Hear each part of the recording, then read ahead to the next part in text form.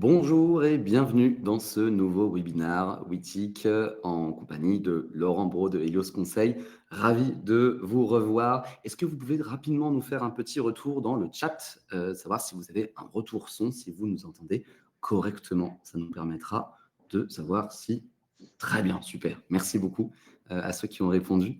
Eh bien, un nouveau webinaire consacré au sujet évidemment de la conformité et sur la nécessité de transformer ce sujet en sujet collectif et d'essayer d'éviter au possible les combats solitaires. On va le voir ensemble. Et aujourd'hui, eh bien, j'ai le plaisir et l'honneur d'être accompagné de Laurent. Laurent, je te laisse te présenter, je t'en prie. Enchanté. Merci Benjamin pour cette présence, cette présentation, pardon, très belle introduction même. Laurent Braud, comme vous pouvez le voir, gérant de la société Helios Conseil. Je suis consultant RGPD, délégué à la protection des données externalisées et je suis aussi positionné sur d'autres sujets de conformité, particulièrement la loi Sapin, tout simplement. Voilà.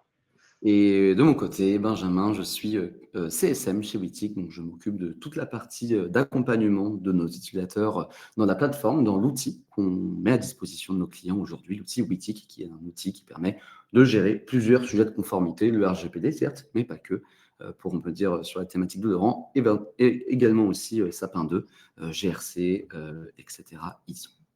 Mais aujourd'hui, on n'est pas là pour parler de WITIC, on est là pour parler directement d'un sujet qui aujourd'hui a été beaucoup remonté lorsqu'on a eu l'occasion d'échanger, Laurent ou moi-même, auprès de confrères directement sur les derniers mois, voire même les dernières années, de faire en sorte que le sujet de la réglementation de manière générale avec un grand R, le sujet de la conformité avec un grand C, rencontre beaucoup d'obstacles. En tout cas, lorsqu'on agit et on travaille là-dedans, on rencontre des obstacles de taille. Et de faire en sorte que ce sujet de conformité ne soit pas seulement l'apanage des acteurs de la conformité, mais au niveau de toute la structure, et essayer de créer de l'adhésion autour de ce sujet-là. Donc, on sera vraiment multi-réglementaire sur ce webinaire, RGPD, NIS2, Sapin 2, IA, Act. Vous allez avoir notamment un petit sondage là qui a dû démarrer, je pense. N'hésitez pas à nous faire vos petits retours directement. Ça nous intéressera et on pourra aussi rebondir à ce niveau-là. Nous avons une question. Une personne a un problème visiblement pour le son. Ah, on a un problème de retour son. Alors, normalement, on nous entendait correctement. Donc, a priori, le problème vient de la personne en question, j'imagine. Si vous nous entendez toujours, normalement, oui, on me dit qu'on nous entend toujours, a priori. Ouais. Donc, vous pouvez vérifier votre parleur, sans doute. On va tout de suite rentrer dans le cœur du sujet exposer un petit peu la problématique. Aujourd'hui, on se demande comment faire de la conformité un effort collectif. Concrètement, hein, ça revient à se poser plusieurs questions. Comment on se positionne en interne? Comment quelle approche on va adopter? Les approches vont peut-être d'ailleurs être différentes par secteur ou par culture d'entreprise, mais en tout cas, quel positionnement on a et quelle approche on adopte pour communiquer et faire passer des messages. Comment on fait pour bien mener sa mission en tant que chargé de la conformité et quel levier on peut déclencher pour accomplir sa mission.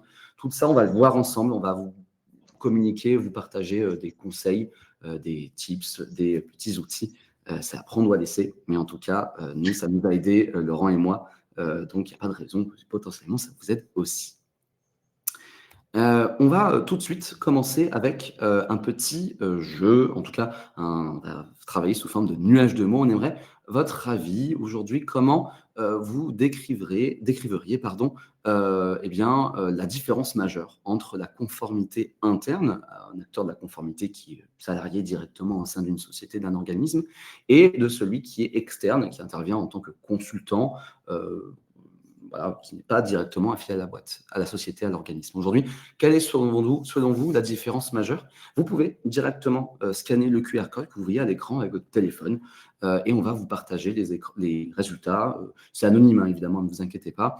Et l'idée, c'est que Laurent et moi, on rebondisse un petit peu sur ce que vous nous partagez. Donc, n'hésitez pas à le scanner et à écrire directement des mots qui vous passent par la tête sur ce sujet de la différence entre la conformité interne ou externe. En tout cas, quelle est la différence entre un acteur de la conformité interne et externe? Je vais partager, moi aussi je vais scanner. Oui. Et je vais même répondre au sondage en Ah plus. bah, très bien, Laurent, parfait. Allez, on y va. Soyons fous. On vous laisse quelques secondes le temps de répondre et Laurent va vous partager les résultats.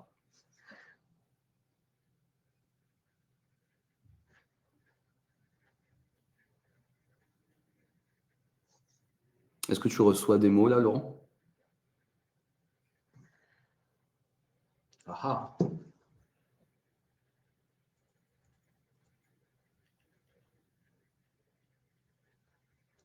Aurais-je un souci? Oui, tu réussis, Benjamin, à l'envoyer? Moi, j'arrive à envoyer les mots, effectivement. Là, ça me liste D'accord. les mots directement. Oui, oui, j'ai des résultats. Super. Je pense avoir des résultats.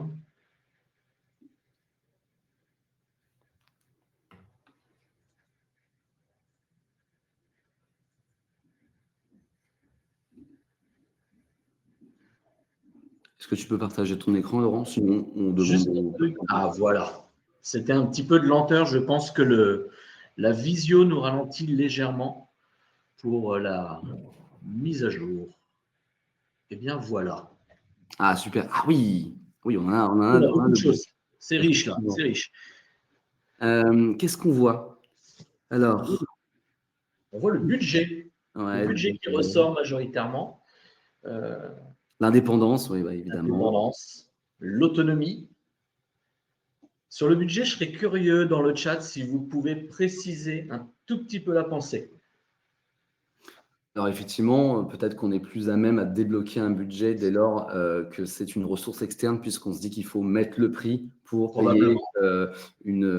comment dire, une expertise à l'extérieur et on ne serait pas beaucoup moins à même à la mettre en interne sur un collaborateur qui est déjà là, ce qui est un petit peu, ce qui est un peu fou quand on y pense, mais oui, c'est un réflexe qu'on pourrait avoir, j'imagine. Avec un risque moindre peut-être aussi d'éparpillement des compétences en interne, de repositionnement de mission. Mm, mm, mm. La connaissance de l'activité, évidemment, le chargé de conformité externe aura beaucoup moins de connaissances. Ça, tu auras l'occasion de le repartager, Laurent. Effectivement, Mais évidemment, on connaît moins l'activité, on connaît moins les usages, on connaît moins la culture d'entreprise aussi, tout à fait. évidemment. Euh, les blocages aussi ne sont pas gérés de la même manière, hein. Il y en a où potentiellement on est plus à même à rentrer de but en blanc face aux problèmes et d'expliquer ce qui ne va pas beaucoup plus facilement quand on est externe qu'on est interne potentiellement. Enfin, ça dépend des gens aussi, évidemment. La confidentialité aussi. L'accès aux informations, on l'a vu. Ouais, Ouais. on n'accède pas de la même manière aux infos. S'adapter aussi, oui, pour comprendre. Ça, c'est essentiel, hein, en tout état de cause. Ok, très bien. Bah, merci pour C'est ces parfait. partages. On va pouvoir rebondir dessus. Laurent, je te laisse arrêter le partage et tu as normalement la main pour passer. Normalement, c'est bon, nous sommes revenus Ouais. sur notre présentation et sans plus attendre, nous allons aborder les deux cas de figure, vous vous en doutiez certainement, à savoir la différence entre le chargé de conformité interne et chargé de conformité externe. Alors évidemment, je vais plus me positionner comme externe, mais je vois également un certain nombre de collègues en interne qui ont pu me faire part de leurs expériences. Et pour autant, il y a bien des limites communes. Ces limites communes ne vont pas être propres aux chargés de conformité, mais bien aux équipes que vous allez avoir en face de vous. En fait, qu'en est-il de leur bonne volonté? Est-ce qu'ils sont prêts? Est-ce qu'ils le font pour les bonnes raisons? C'est ça, c'est une des questions. Est-ce qu'ils sont engagés dans ce processus de conformité simplement parce que la loi leur impose, ou est-ce qu'ils ont une réelle volonté de progression, passer un cap et se dire il y a toujours quelque chose de bon à tirer? C'est moins sûr. C'est une des limites. Vous avez également, et je pense que Benjamin aura bien l'occasion de revenir dessus, les profils des personnes que vous avez en face de vous. Vous savez certainement tous que nous n'abordons pas les sujets de la même manière, nous n'appréhendons pas les problématiques de la même manière et nous ne réagissons pas non plus de la même manière à telle ou telle, je dirais, injonction. Le mot est peut-être un petit peu fort, mais recommandation. Voilà, pour conserver notre langage de chargé de conformité. Certaines personnes vont s'emporter. Nous avons tous, je pense, eu affaire à cette situation avec des grandes tirades à n'en plus finir et qui ne mènent à rien. Et l'objectif derrière tout ça, que l'on soit interne ou que l'on soit externe, c'est de réussir à emmener tout le monde. Pour autant, j'ai l'habitude de dire que je ne suis pas Don Quichotte, donc me battre contre des moulins à vent, me battre contre des personnes qui véritablement ne veulent pas s'engager dans ce processus, là, je ne sais plus faire. Et il faut malgré tout trouver les ressorts qui vont nous permettre d'agir. Et c'est là qu'est très intéressant le terme, parce qu'on a beaucoup échangé avec Benjamin pour cette diapo, avec les apôtres de la conformité. En tant que chargé de conformité, vous êtes un guide, en quelque sorte, et vous avez besoin de personnes qui vont répandre la bonne parole. Alors, quand vous êtes externalisé, il faut impérativement un ou plusieurs référents en interne. Pourquoi ? Parce qu'en tant qu'externalisé, vous l'avez très bien dit dans votre nuage de mots, il peut y avoir une distance entre votre chargé de conformité et votre culture d'entreprise. Donc, votre référent, lui déjà, va être un diffuseur. C'est lui qui va prêcher votre parole auprès de l'ensemble des équipes. Il va également être un collecteur parce qu'il va réussir à regrouper. Donc, il faut vraiment, au niveau de votre référent interne, quelqu'un qui soit fédérateur. Ça, c'est essentiel. Donc, il va récupérer de l'information, il va récupérer des équipes pour qu'on puisse travailler tous ensemble et avancer pour que votre entité puisse vraiment monter en compétence, monter en conformité. Et il est un intégrateur, un acculturateur, parce que c'est lui qui va vous amener les éléments de langage, qui va vous amener les éléments, je dirais, psychosociologiques de l'entreprise qui vont vous permettre de vous adapter assez facilement. Ça, en tant qu'externe, c'est quelque chose que j'impose à mes clients. De toute façon, je ne laisse pas le choix. S'ils ne veulent pas s'engager dans cette démarche, on ne va pas plus loin. Donc, il me faut impérativement un chargé de conformité interne. Je vous parle en tant qu'externe, mais la problématique, finalement, est la même interne. Alors, on ne se retrouve pas en référent interne, mais on se retrouve avec des référents services. Et ces référents services, même pour votre référent interne ou pour vous en tant que chargé de conformité interne, sont essentiels pour être les relais auprès de l'ensemble des équipes opérationnelles. Ils sont également, comme vous pouvez le voir, ils ont un rôle de vigie parce que c'est eux qui vont surveiller. Ils sont les seuls à pouvoir vous dire, attention, tu as mis tel ou tel point en conformité. Par contre, ce que l'on constate, c'est que là, on a un écart sur le terrain. Donc, l'objectif, on se retrouve ni plus ni moins qu'avec des théories de management, il faut corriger les écarts. Ça, c'est essentiel et facilitateur parce que sans le relais interne, sans vos chefs de service, vous n'arriverez à rien. Vous pouvez faire la plus belle documentation du monde. Si personne ne veut s'engager, ça n'avancera pas. Évidemment, sans la gouvernance, il ne se passe rien. Il faut impérativement que votre direction soit derrière. Et de toute manière, si votre direction n'est pas à minima derrière vous, vous n'existez pas, ni en tant qu'externe, ni en tant qu'interne. Vous n'êtes pas recruté, votre poste n'est pas créé. Et c'est réellement, quand on dit gouvernance, un principe fondamental. Encore une fois, se pose la question de pourquoi mon entreprise s'engage dans cette démarche. Est-ce que c'est pour la bonne raison? Est-ce que c'est simplement se donner bonne conscience pour les soirées réseau et dire à tout le monde je suis engagé dans la démarche conformité et je suis bon? Ou alors on a une réelle volonté qui dépasse tout cela, où on se dit il faut vraiment monter et se battre avec l'ensemble des concurrents avec des armes puissantes, parce que la conformité est une arme puissante. Vous l'avez vu depuis 2018, je pense, on vous a rebattu les oreilles avec ça. C'est un levier, réellement. Les anglo-saxons le comprennent beaucoup mieux que nous, latins. Et ils savent utiliser ce genre de ressources comme un levier de croissance. Et c'est pour ça qu'il est essentiel au sein de votre entreprise, pour la direction, d'être, je vous l'ai marqué, le bras armé. Quand vous avez vraiment un blocage, si votre référent n'y arrive pas, si vos référents services n'y parviennent pas, vous faites une remontée à votre direction qui doit être en mesure de prendre le sujet à bras-le-corps et faire redescendre des instructions claires, à savoir, on entre dans le processus de conformité. C'est essentiel, c'est une priorité. À défaut, je vous l'ai mis en dernier point, c'est l'échec. Ce que l'on veut tous éviter impérativement. On n'est pas engagé en tant que chargé de conformité pour se planter, tout simplement. Donc, comme tu l'avais dit, pour se battre contre des moulins à vent aussi. Mais voilà. le problème aussi, hein, je pense qu'on a beaucoup d'acteurs en la conformité qui sont confrontés malheureusement, c'est qu'on a effectivement une direction qui est absente aujourd'hui de l'équation, et ce qui n'est pas à l'origine de tous les maux, de toutes les difficultés, mais qui en tout cas y participe grandement. Sans soutien de la direction, on se retrouve effectivement assez seul et on a moins de poids. Et ce problème d'engagement, donc cette question du pourquoi je m'engage, c'est aussi un problème de maturité quelque part. Quel est mon niveau de maturité par rapport au sujet conformité? De toute façon. Et donc l'équation gagnante, vous le voyez, c'est un soutien de la direction, des procédures. Pourquoi? Pour essayer d'atteindre l'excellence opérationnelle. On est tous pareils, on veut tous que notre entreprise soit la meilleure dans son secteur, dans son domaine. Et il n'y a pas d'autre solution que dans le monde dans lequel nous vivons, qui est de plus en plus technique, que de procédurer. Au niveau des arguments décisifs pour convaincre, plusieurs approches, beaucoup craignent le risque. Il faut expliquer qu'entrer dans la conformité, c'est éviter ou limiter au moins le risque. L'éviter, c'est très compliqué, on ne va pas se mentir, on ne va pas tourner autour du pot. Je suis incapable aujourd'hui de vous dire, je vais gommer tous les risques. Non, c'est pas possible. Je vais m'attarder un petit peu plus sur l'aspect RGPD.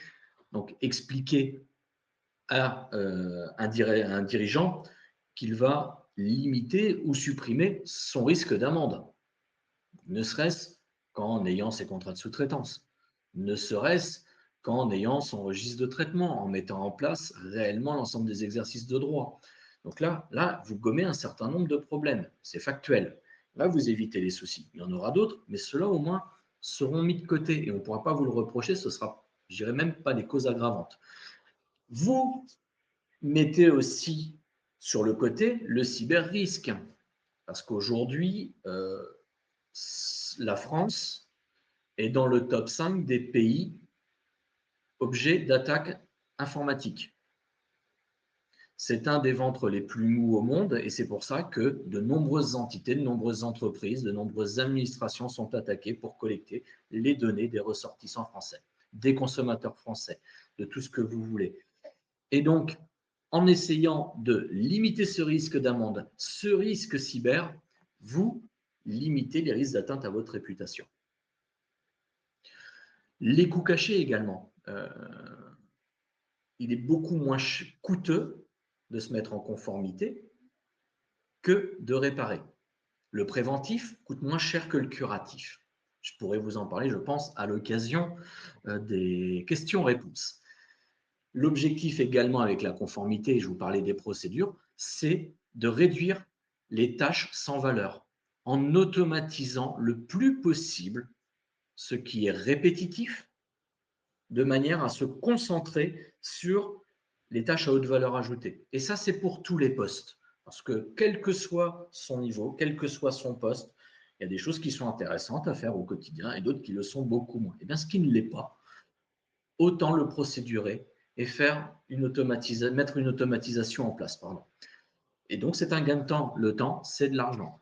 C'est bête, c'est un lieu commun, mais c'est une réalité. Et derrière, vous améliorez votre performance parce que vous allez aussi libérer les potentiels. Les gens qui ne sont pas mobilisés à des tâches assez désagréables vont pouvoir s'intéresser à des sujets beaucoup plus riches et qui vont aussi les élever, qui vont les améliorer. En s'améliorant, ils vont aussi améliorer votre entité.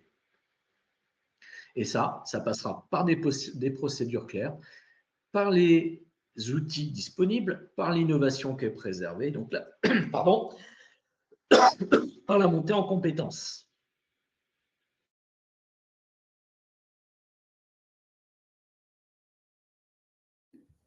Justement, ce que disait Laurent à ce niveau-là, là, on a pris un exemple, un côté, notamment sur les risques côté RGPD. Évidemment, on a beaucoup de réglementations et aussi de types de conformité qui ont aujourd'hui une autorité de contrôle ou en tout cas des sanctions aussi qui sont possibles sur tel ou tel pan. Hein. Donc là, aujourd'hui, l'exemple RGPD valait aussi pour les autres, évidemment. Qu'est-ce qui va vous aider à atteindre ces objectifs? Alors, on, on vous l'a dit, hein, enfin Benjamin vous a dit, on n'est pas là pour, et puis moi non plus, parce que de toute façon, je suis externalisé, donc je ne suis pas Wittic, mais on n'est pas là pour vendre Wittic. Il existe une multitude d'outils sur le marché, que ce soit sur la conformité RGPD, sur le sapin, sur tout ce que vous voulez. Utilisez des outils collaboratifs. Alors, s'il vous plaît, des outils français, au moins européens, de grâce, de grâce. Pas de serveur US. Peut-être parmi vous, il y en a qui travaillent avec des solutions américaines, mais j'y suis opposé farouchement. Mais utilisez des outils collaboratifs. Pourquoi? Parce que vous allez améliorer, on vous le rabâche probablement, mais améliorer la fluidité, la centralisation de l'information, la transparence et la traçabilité, comme vous pouvez le voir. Je ne vais pas revenir forcément sur chacune de ces vignettes, mais c'est une réalité. Et pour y être confronté, pour y avoir été confronté, ces outils collaboratifs qui vous assurent cette centralisation, cette transparence et cette traçabilité vont vous permettre de travailler correctement avec les autorités de contrôle. Parce que quand on est chargé de conformité, à un moment donné, on est contrôlé. Vous allez accompagner votre client ou votre patron sur un contrôle. Et ces outils vont être là, ils vont être gages de votre engagement. Ça fait une petite répétition. Et évidemment, on pourra, pour ceux qui sont intéressés et curieux, évidemment, on pourra vous faire des petites démonstrations de Wittic, qui est un outil parmi tant d'autres, effectivement, mais qui répond aussi à certains de ces enjeux, reporting, exportation des données, collaboratif, bref, on aura l'occasion de revenir plus tard. Je t'en prie, Laurent. Je t'en prie, je pourrais même t'aider sur Wittic. Bien sûr. Ça sera avec plaisir. La sensibilisation et les procédures, vous le voyez, pour moi, pour Benjamin, pour nous, c'est le duo gagnant.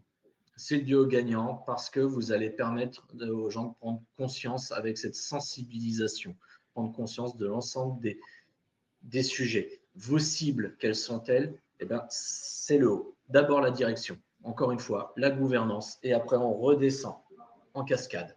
On redescend vers vos chefs de service et les équipes opérationnelles. Quelles que soient les équipes opérationnelles, y compris les équipes terrain. Ne surtout pas se dire que ça ne les concerne pas, ça ne les intéresse pas. Ça aussi, ça relève du management. C'est intégrer tout le monde dans le processus et dans cette culture conformité à l'échelle de l'entreprise. C'est essentiel. D'ailleurs, si vous demandez des retours d'expérience, ils vous diront qu'ils ont besoin de cette mise en perspective, même pour eux, savoir qu'ils font partie des mêmes équipes. Et les messages clés, c'est le respect de la vie privée. Le respect de la vie privée, parce que nous sommes tous pareils, nous sommes tous des professionnels, mais également des consommateurs, également des citoyens, et nous n'apprécions pas quand nous apprenons que notre opérateur téléphonique a été piraté, quand la sécurité sociale a été piratée. Alors certes, on n'y peut rien, mais on est rassuré de savoir que beaucoup de choses ont été mises en œuvre pour limiter les conséquences de ces piratages. Il ne faut pas se leurrer, les piratages, vous ne l'empêcherez pas. Il faut que ce soit très clair. Quand vous avez des pirates qui attaquent des sites comme la NASA, comme le Pentagone, comme l'État français, etc., avec des moyens quasi illimités, ne soyons pas dupes, nos entreprises ne sont pas à l'abri. Et on parle bien d'espionnage économique.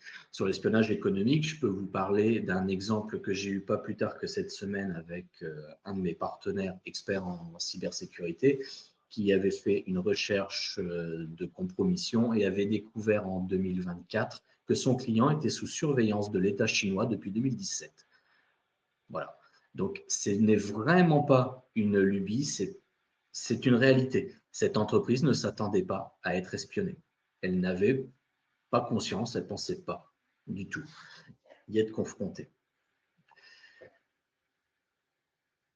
Les procédures en interne, ça va confirmer l'expertise, votre expertise en tant que chargé de conformité, parce que c'est vous qui allez accompagner tout le monde dans cette démarche. Vous allez aussi légitimer votre positionnement et donc justifier votre place. C'est votre positionnement clé.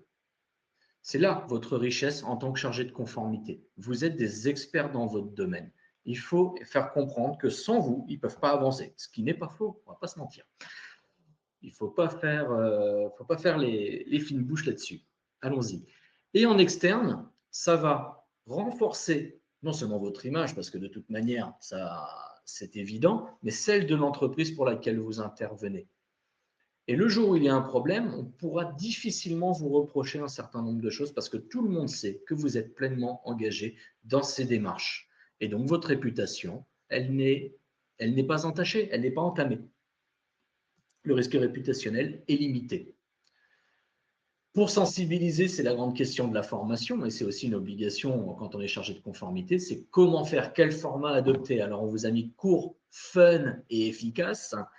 Ça, c'est dans le monde des bisounours, parce que dans le monde réel, je pense que nous sommes tous confrontés à la même difficulté. Comment emporter?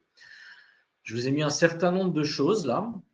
Malheureusement, je n'ai pas pu tester un nouveau mode, mais qui peut-être pourront nous refaire un webinaire spécial en retour d'expérience, où en réalité, il est convenu avec certains de mes clients de faire des petits déjeuners RGPD.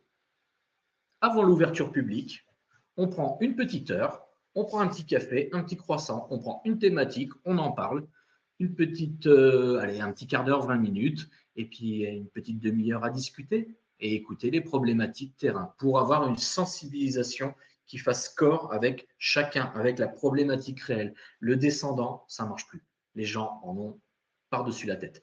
Donc, il faut essayer de trouver d'autres dynamiques.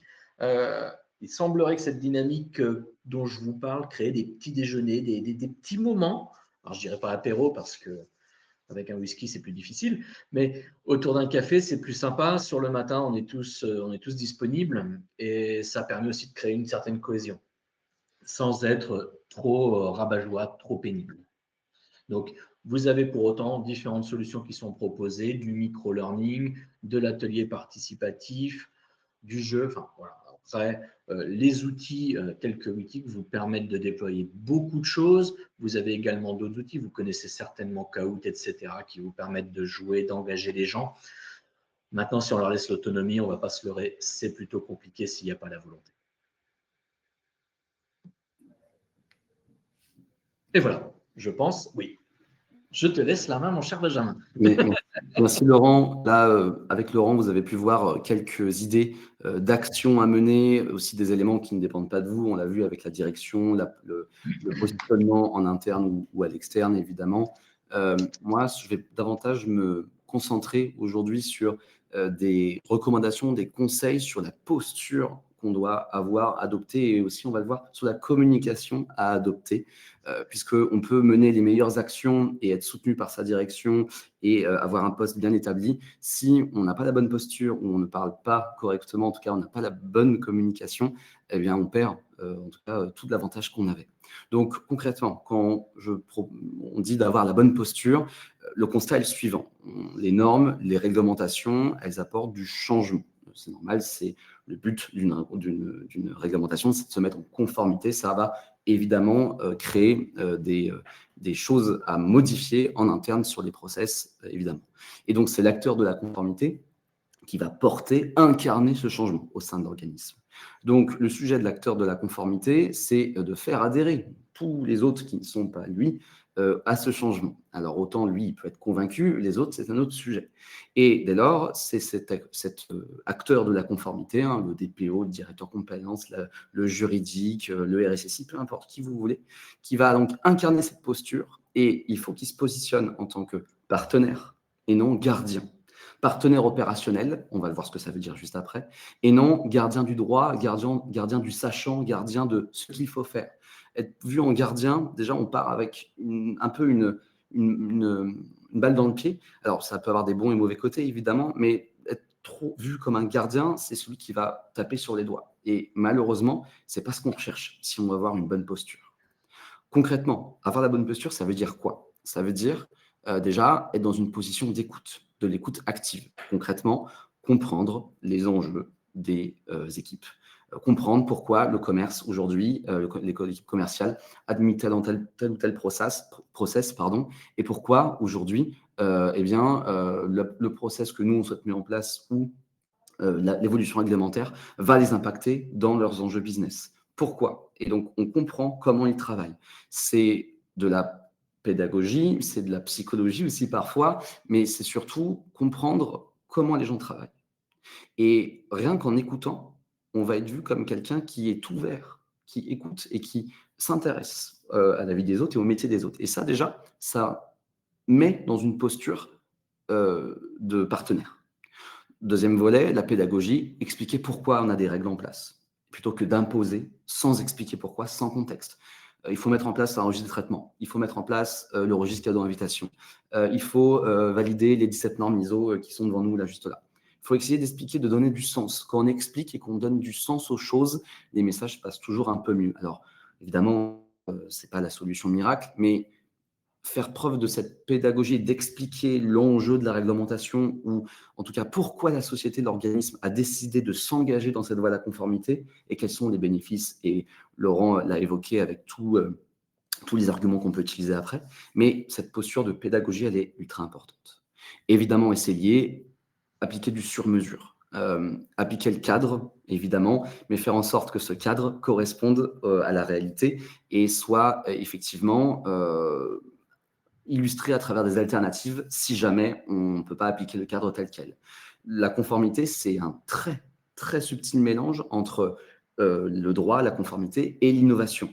Et ce subtil mélange, il est très dur à garder, mais c'est le travail de l'acteur de la conformité, s'il fait bien son travail en tout cas, c'est de faire en sorte qu'on ait des solutions qui respectent le droit, mais qui sont opérationnelles, pragmatiques, et essayer parfois aussi de tordre un peu le droit, évidemment, mais d'essayer de toujours de garder cette approche de sur-mesure. Et enfin, très important, le langage. Dès lors qu'on va utiliser du jargon et qu'on est en face de personnes qui ne maîtrisent pas forcément le jargon, on perd les gens. Et en plus, ça met une distance, ça met la personne sur un piédestal. Et c'est pas ce qu'on recherche du tout, encore une fois, lorsqu'on est acteur de la conformité. On veut être partenaire, on ne veut pas être vu comme celui qui sait et qui impose, encore une fois, sans explication.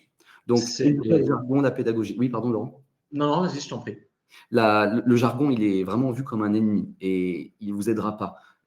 Même s'il y a du jargon qui est impossible à rendre, on va dire, facilement compréhensible, dans ce cas-là, prendre le temps de l'expliquer. Mais le droit, c'est un outil, ce n'est pas une science. Et il ne faut pas le montrer comme ça, en tout cas. C'est exactement ce que tu dis pour le droit, mais c'est ce qui a été reproché très longtemps aux informaticiens. Aussi, c'est un peu le même sujet. C'est le même sujet. Trop technique, effectivement. Il faut se mettre à niveau. C'est ça. Et on a la bonne posture, c'est très important, on l'a vu, mais il y a aussi la communication. Et la communication, elle est importante puisque un message, s'il est correctement transmis, il sera compris. Et donc, s'il est compris, il sera davantage susceptible de créer de l'adhésion. Alors, ça ne veut pas dire que c'est pas parce qu'on a bien communiqué que les gens seront d'accord avec vous.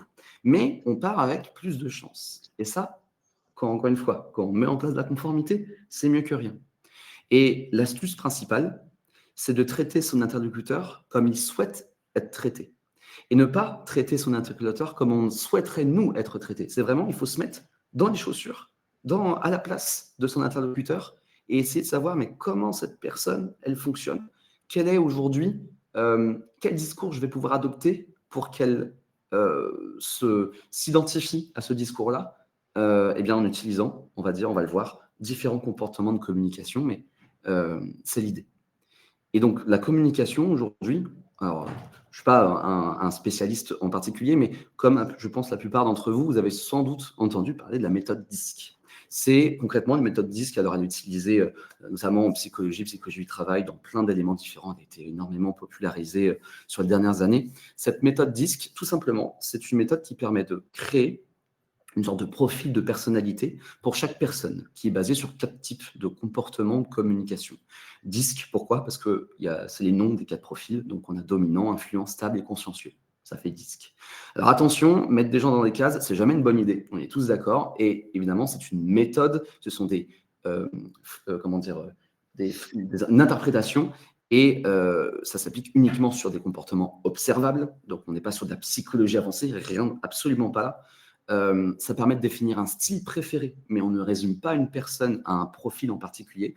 Dire qu'une personne, elle est totalement influente, l'autre qu'elle est totalement stable, c'est totalement faux. C'est des profils observables et c'est un style préféré. Ça ne permet pas de définir si la personne est talentueuse, si elle est compétente, ça ne définit pas les valeurs ni l'intelligence, absolument pas. Et il n'y a pas de bon ou de mauvais profil, encore une fois. C'est une sorte de spectre qui va évidemment évoluer en fonction de plein d'éléments différents. Donc, on n'est pas là pour l'étudier dans le détail, mais vous avez quelques clés pour bien appréhender cette méthode. Aujourd'hui, on a 4 profils. Je commence par le premier, le D, dominant, c'est le profil rouge. L'idée, c'est un profil qui est aujourd'hui très basé sur les résultats, qui va se focus sur les objectifs, qui va aller droit au but, il est efficace, ambitieux, donc on va dire c'est ses principaux éléments de force. À l'inverse, il va paraître potentiellement impatient, peut-être un peu trop autoritaire, trop pressé d'obtenir un résultat. Mais ce qui va le faire avancer dans les sujets sur lesquels il travaille, c'est les défis, la compétition, le fait de réussir personnellement. Donc, concrètement, avec ce type de profil-là, quand vous estimez que vous avez un de vos collaborateurs ou quelqu'un de la direction qui est plutôt dans ce profil-là, bah, l'idée, c'est d'aller à l'essentiel, d'être clair, factuel, de proposer des choix concrets, proposer des options. Et ce qu'il faut éviter, bah, c'est d'y aller sans préparation, de donner trop de détails, de donner son opinion, de tourner un peu autour du pot.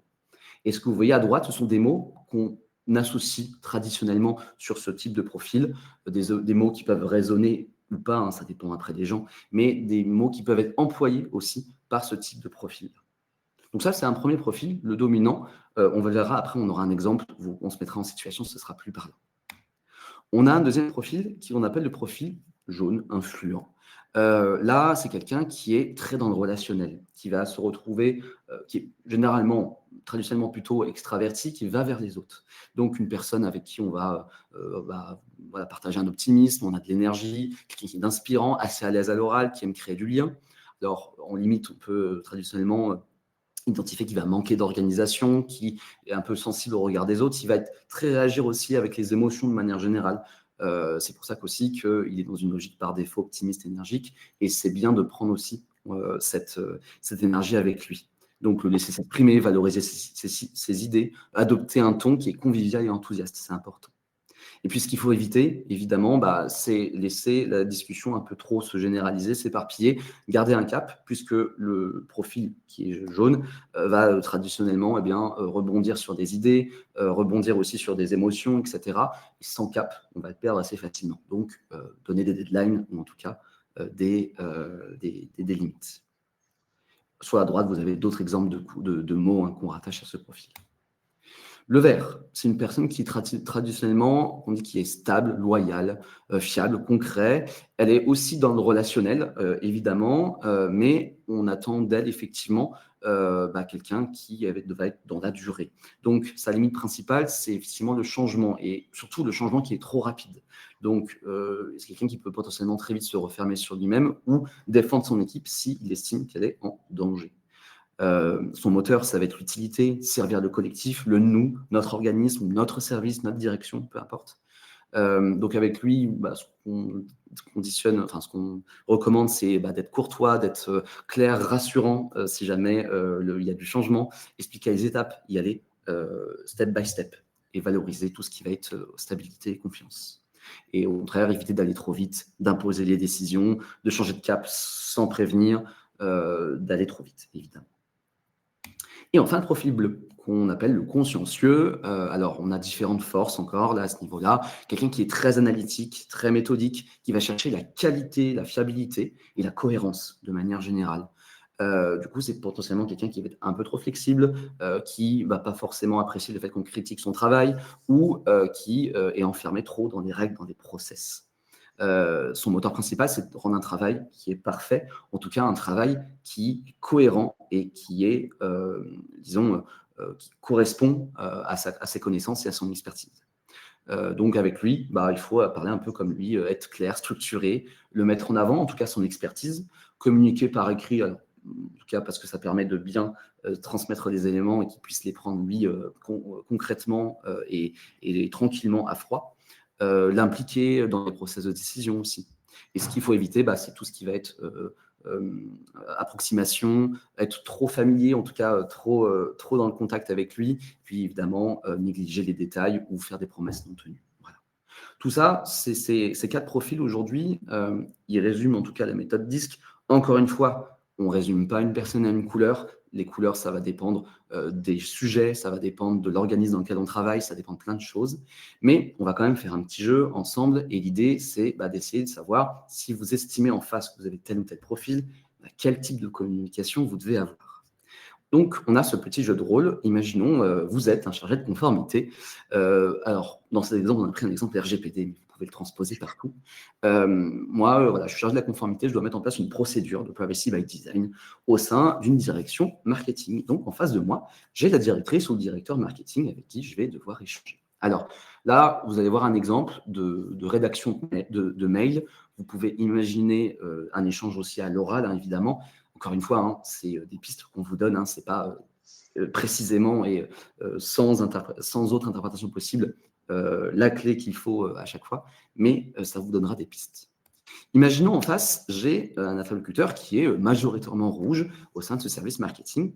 Eh bien, moi, j'ai rédigé un projet de mail où je vais aller très vite à l'essentiel. D'ailleurs, vous le voyez dans mon projet de mail, je commence tout de suite par la conclusion. Je dis qu'on doit mettre en place la nouvelle procédure.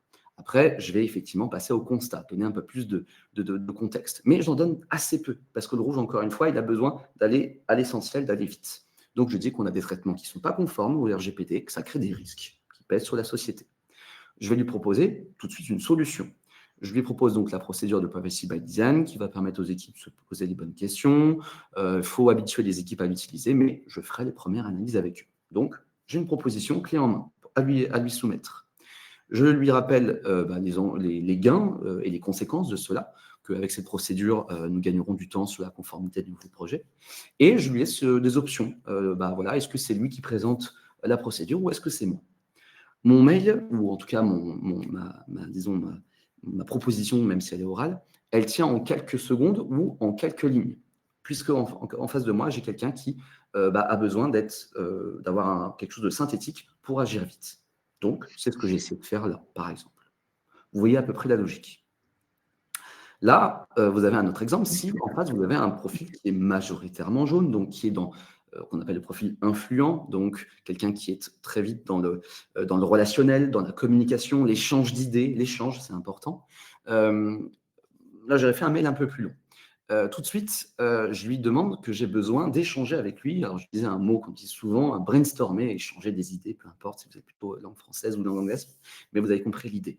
Je lui donne effectivement le constat et j'essaye, dans ma rédaction, en tout cas dans les mots que j'utilise, de dire que moi, j'ai une conviction qu'on peut trouver ensemble une solution, que j'ai besoin de lui, mais en tout cas, que les échanges qui vont sortir et les idées qui vont sortir de nos échanges vont permettre d'avancer ensemble.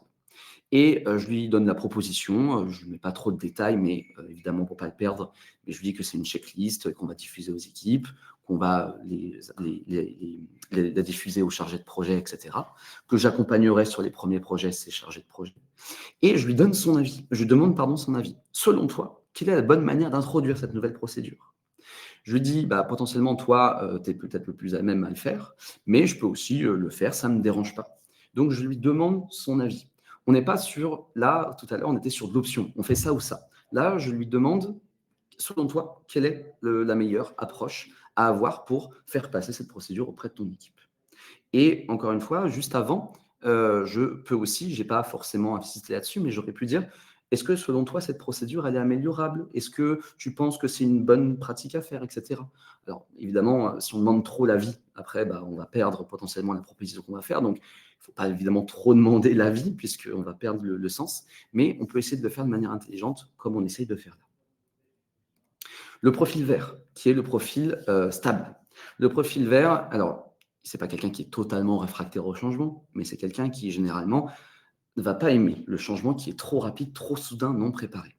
Donc, essayer de lui rappeler que la procédure, elle s'inscrit dans une logique générale qui a été initiée il y a bien longtemps.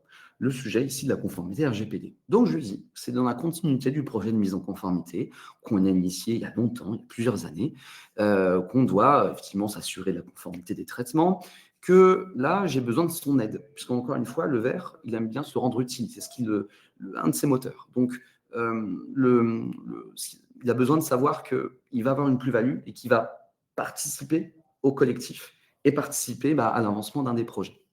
Et donc, aujourd'hui, cette personne stable, je vais lui dire, voilà, je lui ai fait ma proposition et je lui demande si c'est raisonnable. Je lui demande son ressenti.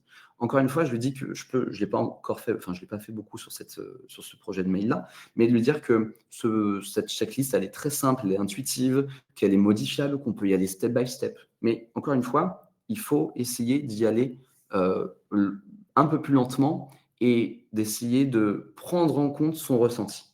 On n'est pas comme sur le jaune, où le jaune, c'est des idées, c'est de l'échange, c'est du tac au tac, c'est un avis, mais un avis sur le sujet. Là, c'est un ressenti, donc ce que la personne ressent. Encore une fois, hein, chacun, vous ferez comme vous pouvez, mais ce sont des clés, encore une fois, qui peuvent vous aider. Et le dernier, alors j'ai plus la main, voilà. Le dernier qu'on n'a pas encore abordé, c'est l'interlocuteur bleu, qui est celui généralement qu'on associe à la conformité ou au fait d'être consciencieux. Donc là, on est dans un profil très analytique, très précis, très cohérent. Là, il faut lui donner des détails. Alors, on ne peut pas donner tous les détails, évidemment. Donc, il faut choisir les détails qu'on donne. Moi, j'ai choisi effectivement de lui rappeler aujourd'hui, alors aussi d'essayer de parler de faits, de rester factuel. Je lui dis qu'on a une centaine de projets qui impliquent des traitements de données qui sont initiés par son équipe. Et je lui explique logiquement que c'est difficile d'assurer la conformité lorsqu'on arrive en aval et qu'on n'est pas en amont. Et du coup, c'est cette procédure de privacy by design, donc cette procédure qui se met en amont, qui a vocation à régler le problème. Donc, on est cohérent, on est logique, il y a un problème, il y a une solution. On n'est pas comme avec le rouge où on va aller à l'essentiel. Là, on donne des détails, mais il faut rester quand même cohérent et aussi force de proposition. Néanmoins, dans la force de proposition, je vais lui demander aussi, là, s'il a potentiellement des choses à améliorer selon lui. Je peux lui demander son avis. En tout cas, je peux l'inclure dans la définition de ce document, de ce projet aussi. Je lui donne beaucoup de détails et à la fin, je lui demande son avis de manière générale. N'hésite pas à me partager tes réflexions pour qu'on ajuste ensemble la démarche. Et je lui mets quand même une petite deadline puisque généralement, ce profil bleu, comme il a beaucoup de détails, il a besoin de tous les analyser et potentiellement, quand il y a trop de détails ou beaucoup de choses à faire, il ne revient jamais vers vous parce qu'il n'a jamais eu le temps de tout analyser. Donc, c'est bien aussi, avec ce genre de profil, d'essayer de mettre un peu de deadline, un peu comme le jaune qui aurait tendance à s'éparpiller un peu. Voilà. Vous avez compris un petit peu la logique avec ces 4 profils. Encore une fois, le but, c'est pas mettre des gens dans des cases et de dire cette personne, elle est tout le temps comme ça. Ça dépendra des situations, ça dépendra des projets, de la charge de travail, de la psychologie, de la vie personnelle aussi de la personne. Mais c'est sur l'observable. Et ça, c'est difficile à faire, mais essayez, même juste avec vos collègues directement, lorsque vous échangez avec eux, vous pouvez même parler de cette méthode DISC, mais d'essayer, lorsque vous voyez un de vos collègues échanger avec quelqu'un de la direction ou échanger avec d'autres collaborateurs, etc., de voir s'il est plutôt un tel ou tel profil. Vous allez voir, il y a vraiment des choses qui sont vraiment flagrantes. Un bleu, ça se voit très vite, puisque c'est quelqu'un qui va rester très vite dans le factuel, d'analytique, qui n'est pas trop dans l'émotion. À l'inverse, un jaune, lui, il est très dans l'émotion, ça va se voir aussi facilement, quelqu'un qui est très sociable. Le rouge qui est direct, le vert qui est un peu plus dans la stabilité et dans le recul. Vous pourrez voir au fur et à mesure, mais c'est assez intéressant. Et même si potentiellement vous trouvez ça trop difficile ou trop risqué à appliquer dans votre projet de conformité, même pour votre culture personnelle, ça peut être intéressant pour simplement gérer les relationnels et gérer les conflits. Puisque ce type de méthode, cette méthode a vocation aussi à gérer les conflits. Gérer potentiellement un projet de conformité et faire adhérer au projet de conformité, mais plus généralement gérer les conflits aussi. Et pour compléter, Vas-y, Laurent. Non, je t'en prie.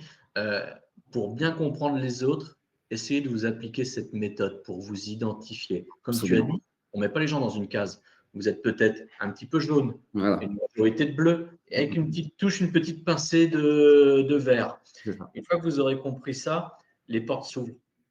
Ça aide énormément à fluidifier la communication.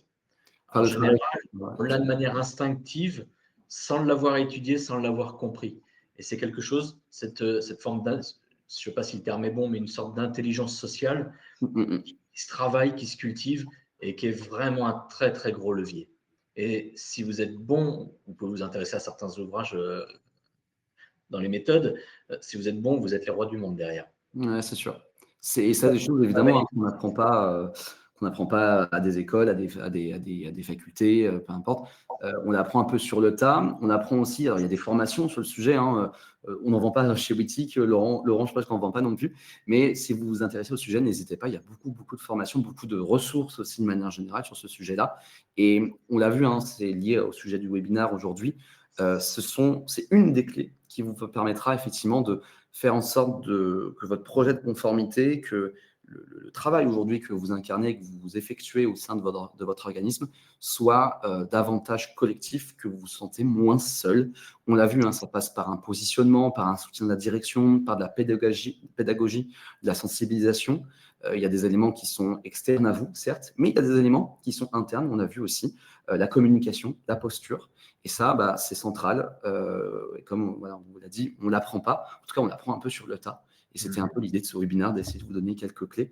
Laurent et moi, ça nous a beaucoup servi respectivement, alors même aujourd'hui, hein, mais quand Laurent est toujours dépôt externe, moi quand je l'étais aussi, j'aurais aimé avoir cette méthode, en tout cas même ces conseils-là, plus tôt. Ça m'aurait mieux servi à l'époque, je pense aussi.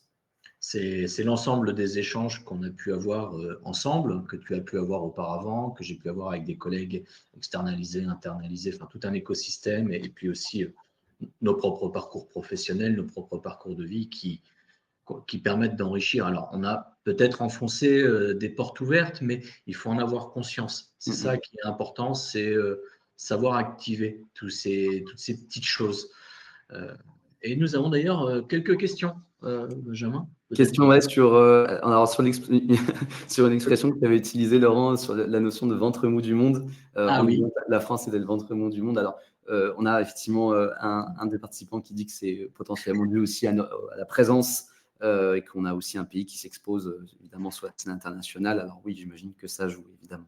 Tout à fait, ça joue. C'est une réalité. J'avais pu avoir quelques retours d'expérience là-dessus de personnes qui sont dans la sécurité.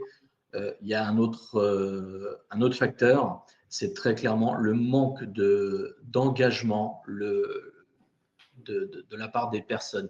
Vous dites, alors moi je ne suis pas expert cyber, moi je suis juriste de base, à la base en formation, mais je m'intéresse énormément à ces sujets informatiques, ces sujets technologiques, sans avoir les niveaux d'expertise de certains d'entre vous certainement, mais trouvez-moi un Français passionné par la protection de ses ressources numériques.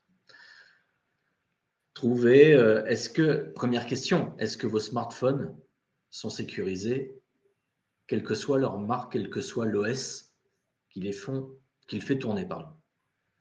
Ça, c'est un des premiers sujets. Est-ce que si vous avez des voitures électriques, des voitures connectées, est-ce que votre voiture est protégée? On a appris qu'une très grosse entreprise de cybersécurité qui fait des pentests tous les ans avait été hackée cette semaine ou la semaine dernière par la Tesla de l'un de leurs employés.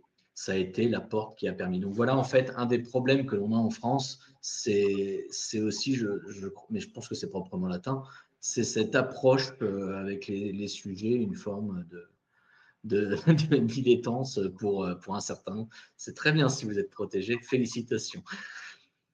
Mais c'est peut-être aussi un des problèmes, peut-être. Ce n'est pas la seule explication, certainement, et ce que vous évoquez est tout à fait vrai. On a une autre question qui fait référence à une mutualisation des tâches. Si on a un corpus documentaire déjà établi, faut-il adapter les politiques ou les procédures existantes ou en créer une nouvelle? Alors, tout dépendra effectivement si le corpus documentaire déjà établi est déjà de bonne qualité. Et sachant que j'imagine que vous le récupérez aujourd'hui, ce n'est pas forcément vous qui l'avez fait évidemment, parfois, c'est plus simple de partir de zéro, oui, puisque le corpus déjà établi se basait sur des éléments alors que vous n'avez pas aujourd'hui potentiellement, se basait peut-être sur des process et une réglementation qui ne soit plus en vigueur ou en tout cas plus à jour aujourd'hui. Donc, se méfier si effectivement ça fait trop longtemps qu'elle est en place. Et puis, de manière générale, hein, c'est vrai que c'est plus long, mais parfois c'est mieux de repartir de zéro pour remettre les choses à plat. Je prends un exemple. Bon, j'ai des formations professionnelles, je prends l'exemple RGPD. On a un registre des traitements, il a été fait en 2018 quand le RGPD est arrivé. Il n'a pas bougé, là on est en 2025. Qu'est-ce qu'on fait? Est-ce qu'on reprend le registre qui date de 2018 qui n'a pas bougé ou est-ce qu'on repart de zéro en en refaisant un audit, etc. Là, moi, d'expérience, ce que je sais dans cette hypothèse-là, c'est mieux de repartir de zéro. Parce que aujourd'hui, on mettra plus de temps à vérifier qu'est-ce qui est encore en vigueur ou pas, et donc de faire ce travail d'écart entre ce que j'ai dans mon document et ce qui est dans la pratique. C'est un travail intellectuel qui est différent que simplement d'en créer un nouveau. Et ça mettra beaucoup plus de temps. Donc, moi, j'ai même des clients aujourd'hui qui arrivent chez nous et qui, même en termes de conformité RGPD, de registre, et qui prennent le logiciel aujourd'hui, il y en a qui me disent, mais moi, je ne veux pas... Nous, on fait des reprises de données pour que nos clients arrivent dans Wittic avec leur traitement. Mais certains nous disent, non, mais moi, je ne veux pas reprendre mon registre, il n'a pas bougé depuis 3 ans, depuis 4 ans, je vais repartir de zéro avec vos modèles. Donc, c'est parfois plus simple, effectivement, de repartir de zéro. Après, là, on manque effectivement de détails, mais ça peut parfois... En tout cas, il ne faut pas minimiser cette hypothèse-là. Partir de zéro, parfois, ça a beaucoup d'intérêt.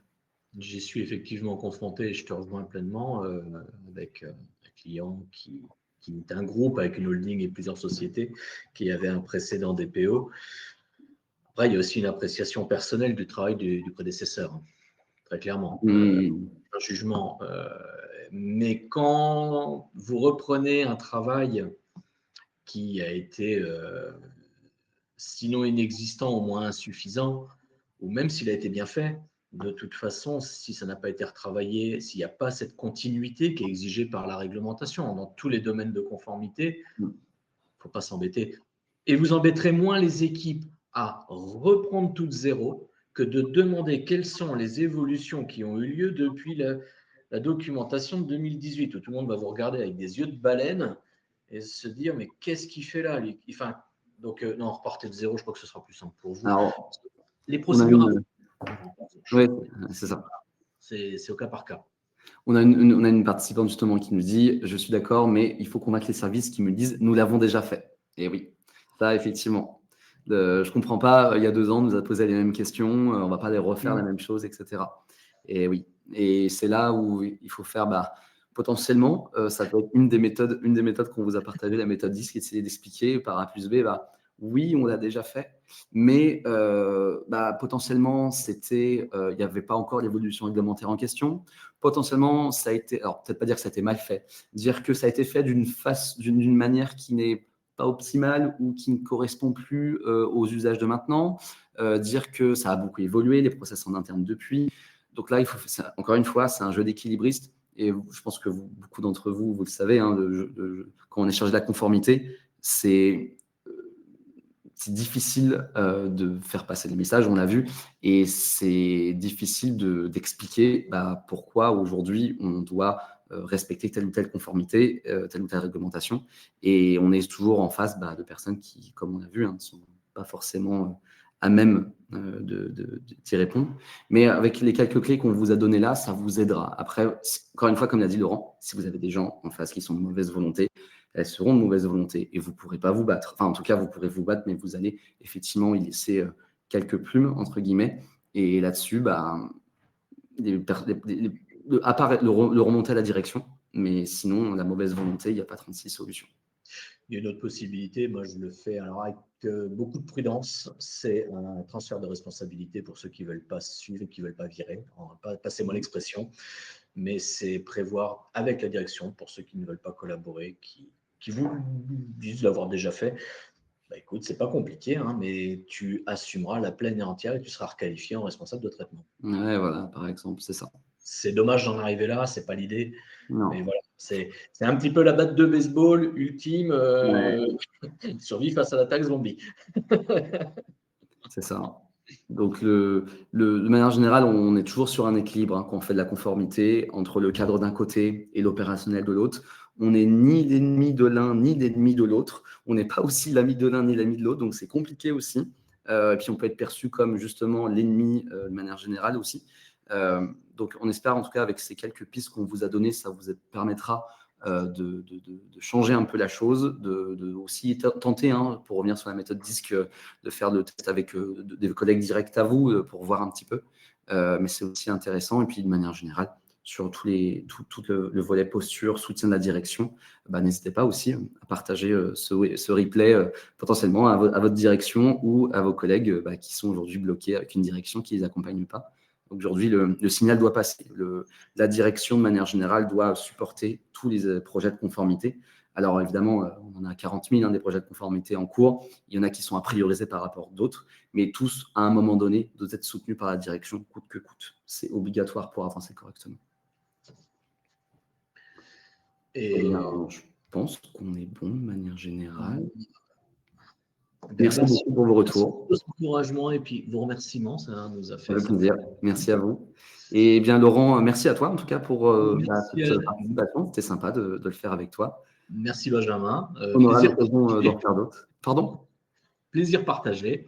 Et évidemment à tous nos interlocuteurs, à tous nos participants. Enfin, pour ma part, et je pense que Benjamin, ce sera pareil, nous nous tenons à votre disposition si besoin. Et le PDF sera partagé à l'issue. Vous recevrez un petit mail avec le replay et le PPT en question. À une prochaine fois, du coup, dans un prochain webinaire. Merci pour votre écoute et bon appétit. À bientôt. Merci à tous. Au revoir. Au revoir.